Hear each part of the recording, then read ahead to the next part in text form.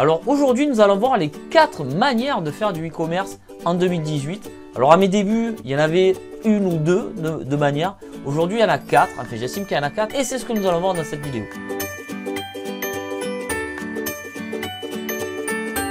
Salut, c'est Serge de Passion e-commerce. Aujourd'hui, voilà, comme je vous disais, on va explorer les 4 manières pour faire du e-commerce en France en 2018. Alors, pour que vous compreniez bien mes propos et pour que vous puissiez assimiler et avoir une image de ce que je vais vous dire, je vais prendre l'exemple du e-commerce avec le commerce français, le vrai commerce, celui de la vraie vie. Donc premièrement, je vais prendre l'exemple d'un magasin, un petit magasin d'artisans qui est caché au fond d'une ruelle mais qui est hyper spécialisé. En fait, ce petit magasin a une niche, a des clients hyper spécialisés. Je vais donner l'exemple de ce qui m'est arrivé dernièrement. J'ai acheté des enceintes, vous savez, je vous ai montré là dans mon... j'ai créé un nouveau studio pour les formations et j'ai acheté des enceintes de monitoring, des enceintes de home cinéma, de home studio, n'importe quoi. Des enceintes de home studio. Je m'en sers aussi pour faire un petit peu de la musique. Voilà, bon bref, on s'en fout. Je cherchais un magasin, alors j'ai regardé sur la toile bien évidemment, mais j'ai cherché et j'ai vu qu'à côté de chez moi, il y avait un magasin spécialisé dans ce type de matériel. Alors si on a le choix de toucher les produits, bien évidemment, moi je suis comme vous, autant je vends sur internet, mais autant j'aime bien toucher le produit. Donc je me suis dit, je vais aller voir ce magasin. Alors un magasin complètement caché dans des ruelles, dans une petite zone industrielle cachée. Et je suis rentré là-dedans et en fait, le vendeur était hyper spécialisé, il connaissait tout.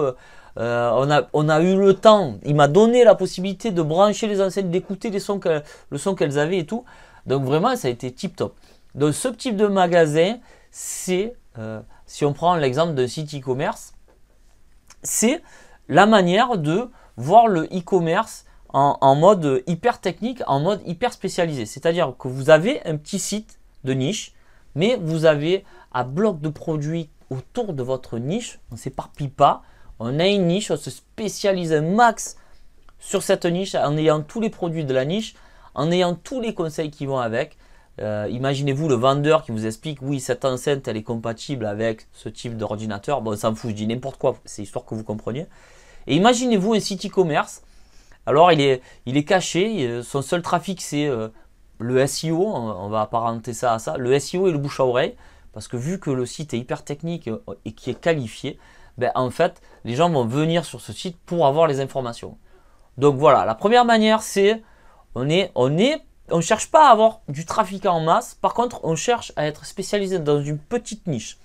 Alors les avantages qu'il y a, c'est que vous n'avez pas besoin d'investir énormément d'argent dans le stock, dans la publicité, etc.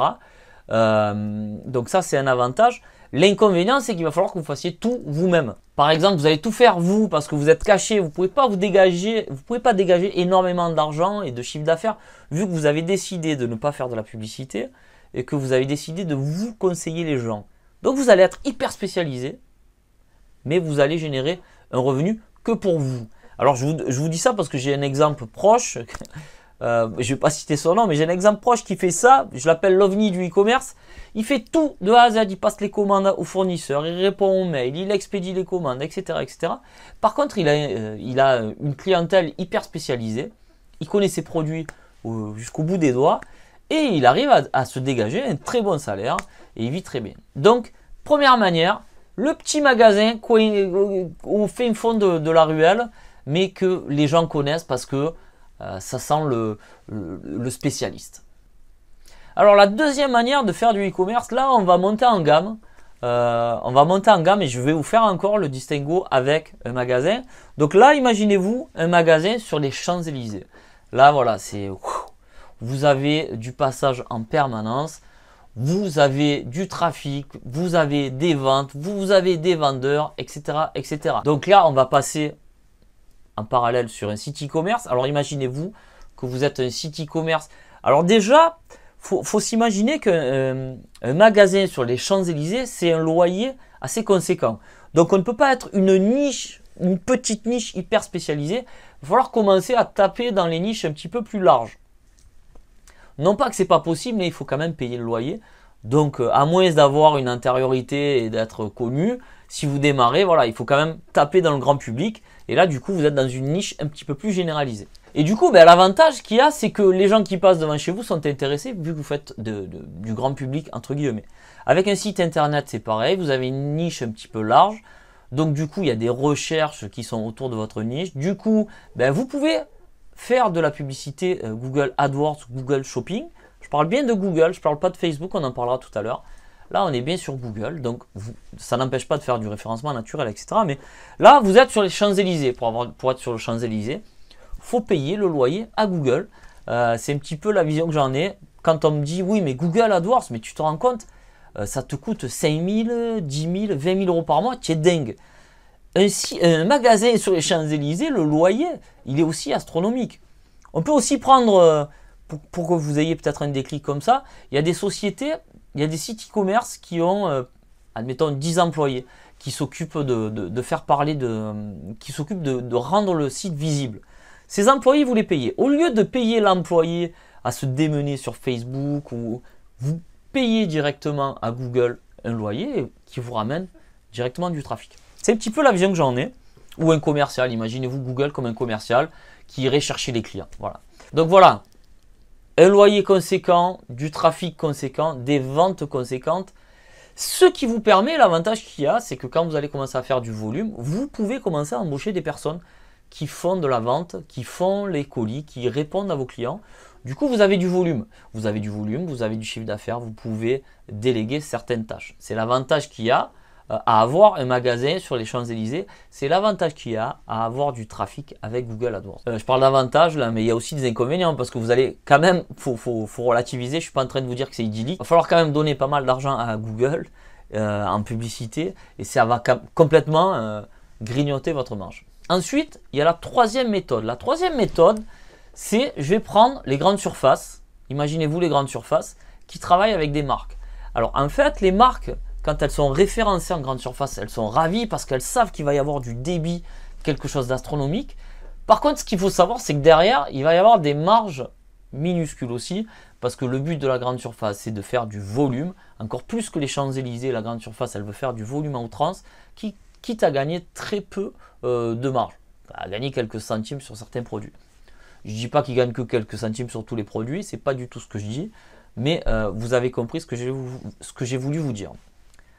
A contrario, pareil, imaginez-vous en e-commerce, on a les places de marché, et oui, les places de marché qui sont Amazon, Cdiscount, vous les connaissez tous. Alors, pourquoi je compare la grande surface à la place de marché? Parce que pour moi, la place de marché, ça vous donne une visibilité extraordinaire. Et vous n'avez pas besoin d'avoir une thématique précise avec des conseils précis. Non, on s'en fout. Il suffit d'avoir les bons produits à mettre sur la place de marché pour qu'ils se vendent. L'avantage de la grande surface ou de la place de marché, ben, c'est que vous n'avez pas de site e-commerce à créer. Vous avez juste à avoir les bons produits. L'inconvénient, c'est que c'est pas vous du tout le mettre à bord. C'est pas vous qui gérez le truc. C'est la place de marché ou la grande surface. Quand une grande surface référence un de vos produits dans son magasin, vous êtes content parce que vous vous dites qu'il va y avoir du débit, etc., etc. Et au fil du temps, vous vous rendez compte qu'en fait, il y a les taux qui commencent à se resserrer sur vous et ils sont tout le temps en train de grappiller un peu plus de marge, un peu plus de conditions, un peu plus de services. Et au final, ben, vous vous retrouvez étouffé. On a tous vu les émissions, les vieilles émissions sur Capital qui expliquent un petit peu les pratiques des grandes surfaces. Et bon, moi je parle de Capital parce que c'est des souvenirs que j'en ai, mais je sais aussi que les grandes surfaces sont très... Enfin, je connaissais quelqu'un qui travaillait avec et je sais qu'il galérait parce que chaque année, en fait, le contrat se renégociait. Chaque année, il fallait être meilleur que les concurrents, etc. Et au fil du temps, ben, tu t'étouffes. Et la place de marché, c'est pareil. Vous allez avoir un bon produit, vous allez le vendre. Au fil du temps, il va y avoir de la concurrence. Au fil du temps, il va falloir baisser vos prix. Au fil du temps, il va falloir se battre. Et au fil du temps, vous allez abandonner ce produit et vous allez en chercher un autre pour refaire la même chose. Voilà. Donc ça, vous avez bien compris que ce n'était pas ma tasse de thé, mais je prends quand même en compte cette méthode parce que ça reste quand même du e-commerce et je sais que certains arrivent à en vivre. Et la dernière méthode, la méthode la plus en vogue actuellement, et celle dont je vous ferai le résumé plus tard, remarque, on va attaquer directement le commercial. Voilà, imaginez-vous, vous êtes tranquille chez vous en train de boire votre petit café, ça sonne ou le téléphone sonne et un joli, pourquoi un joli, un beau gosse commerciale qui sonne, ça peut être une fille aussi, remarque, pourquoi pas. Et une jolie commerciale sonne à votre porte et vous vante les mérites du shampoing pour les cheveux épais, etc. Bon, moi, du coup, ça marcherait pas, hein, on est bien d'accord. Mais ça peut marcher. Ça peut marcher. La méthode, le pied dans la porte, une fois que tu as ouvert la porte, je ne te lâche plus et je te vends mon produit, etc. Alors, ça, c'est une technique qui plaît ou qui plaît pas. Ça peut quand même générer des achats coup de tête. Je sais, pour la petite histoire, je vais vous raconter l'histoire qui arrive à mes parents. Un commercial sonne à leur porte. Il vend des extincteurs. Il arrive à leur vendre des extincteurs à 150 € l'extincteur. Truc de fou. Moi, quand ils m'ont dit ça, j'aurais dit, mais vous êtes des malades. Voilà. J'aurais aimé être là ce jour-là pour parler gentiment à ce commercial parce qu'en fait, il aura vendu de la peur et il a quand même réussi à leur vendre un truc dont il n'avait pas besoin. Bref. Ça, c'était la petite parenthèse personnelle. Donc, vous avez compris à quoi correspond le commercial qui rentre, qui met le pied dans la porte. Vous l'avez compris à quoi je fais allusion? Non?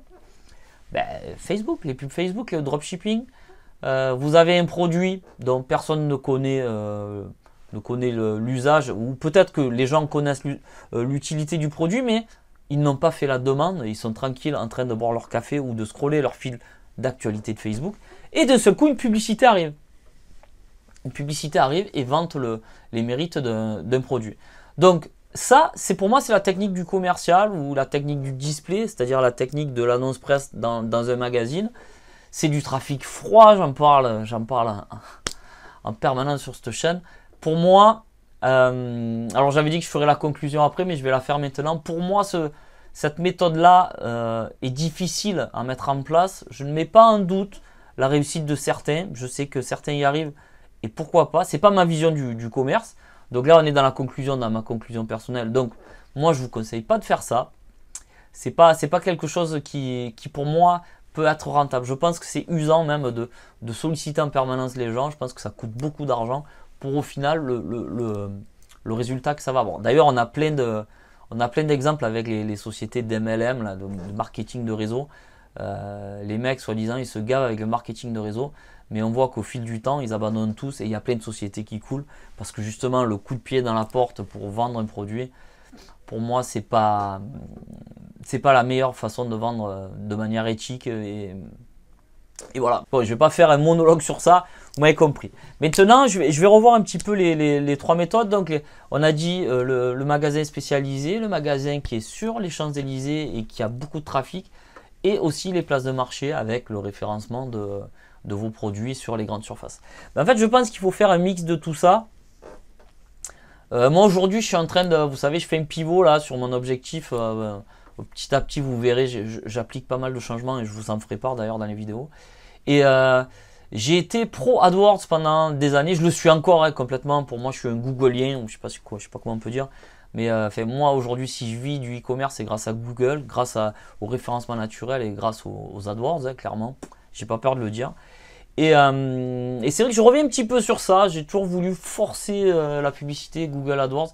Et je me dis que finalement, il arrive un moment où tu plafonnes et il faut aller chercher d'autres idées ailleurs. Voilà, Google n'est pas la solution à tout. Il faut quand même que tu aies un concept de site derrière.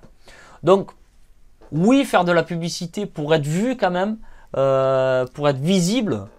Mais ce que je veux dire, c'est que vous n'êtes pas obligé d'être sur les Champs-Élysées pour réussir en e-commerce. Vous pouvez être dans une rue parallèle, une rue perpendiculaire, une rue un petit peu plus éloignée. Vous m'avez compris. Contrairement au magasin qui est quand même hyper spécialisé et qui veut tout faire lui. Voilà, moi le magasin hyper spécialisé, c'est très bien en termes de service, en termes de qualité de contenu, c'est le top. Ça, je remets pas en cause et ça, je cherche à le faire moi aussi sur mes sites e-commerce.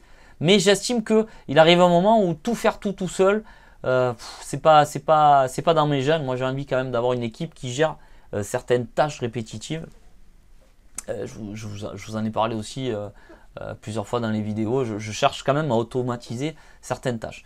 Donc, il faut mixer un peu entre tout ça, être pas aux Champs-Élysées, mais être visible et quand même apporter du contenu dans vos fiches produits, dans vos conseils, etc. Et aussi, alors bizarrement, peut-être ça va choquer certains, mais je conseille aussi quand même d'être sur les places de marché.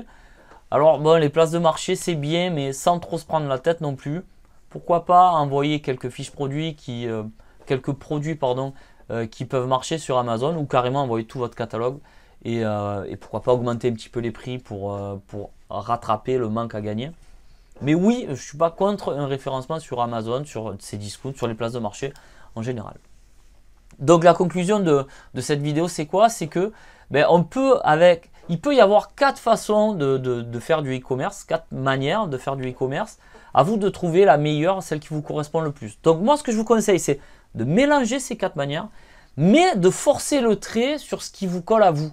Moi, je force le trait sur tout ce qui est Google, donc peut-être je force un petit peu le truc des Champs-Élysées, le magasin des Champs-Élysées. Mais peut-être que vous, votre truc à vous, c'est peut-être plus les places de marché, ou peut-être que c'est plus le fait de tout faire vous. Vous aimez travailler seul et vous préférez tout faire vous, tout maîtriser, la chaîne, etc. Et peut-être que c'est là que vous êtes bon, donc insistez sur ce trait-là, tout en ayant quand même en tête que vous pouvez faire un petit peu de pub AdWords et que vous pouvez quand même être présent sur les places de marché, ça ne mange pas de pain. Et aussi faire de la publicité Facebook. Vous voyez, j'y arrive. Voilà, publicité Facebook aussi, ça marche quand même. Il faut en faire un petit peu pour se faire connaître. Pour faire connaître sa marque. Voilà, alors c'est une vidéo très longue, je suis sincèrement désolé, je pensais faire beaucoup plus court. Aujourd'hui j'avais la tchatch et puis ben voilà, ça fait une vidéo un petit peu plus longue. J'espère que ça vous a aidé.